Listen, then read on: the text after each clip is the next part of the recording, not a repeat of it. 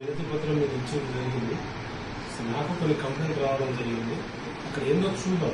నాకు పై నుండి చైర్మన్ గారు, డిస్ట్రిక్ట్ కమిషన్ చైర్మన్ గారు చూసిన చెప్పడం జరిగింది. నాకు కూడా కొన్ని కంప్లైంట్ రావడం జరిగింది. సరే, అక్కడ ఏముందో పార్టీలకు అతీతంగానే ఉంటుంది. మాది బాగా పక్ష సాధన అంటూ ఏముండదు.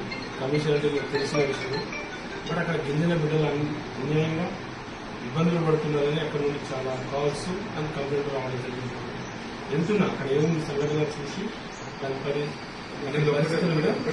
ఒక సందేశం ఏంటంటే సార్, ఎవరైతే అరెస్ట్ అయ్యారో వాళ్ళకి కూడా భూములు లేవు.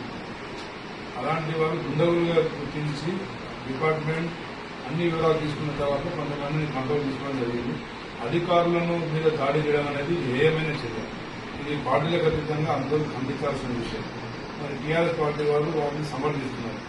కాబట్టి దయచేసి అక్కడ మిగిలిన ప్రజానికానికి న్యాయం చేస్తూనే మరి అభివృద్ధి కూడా ముందుపడకుండా తమ తరఫున కూడా మరి ముఖ్యమంత్రి గారు రక్షణ శాఖకు కూడా అక్కడ ల్యాండ్ కేటాయించడం జరిగింది. పరిగిలో ల్యాండ్ అక్విజిషన్ అనేది ప్రభుత్వంలో ఒక భాగం. అది ఇక్కడ అవసరమైతే తప్పదు.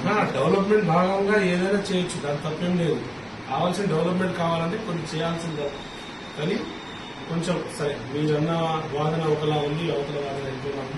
చూద్దాం ఏముండదు. మీరు ఇచ్చిర్రు. మా బలరాం నాయక్ ఎంపీ గారు, ఎమ్మెల్యే గారు బాలు నాయక్ గారు, మా రామచంద్ర గారు రావడం జరిగింది. చాలా సంతోషం. చూస్తాను నేను అక్కడ కూడా ఏందో చూసి విచారణ తర్వాత అది చెప్పి మీకు మళ్ళీ ఒకసారి మీకు కూడా మేము అప్డేట్ ఇస్తాం. ఓకేనా? Thank you.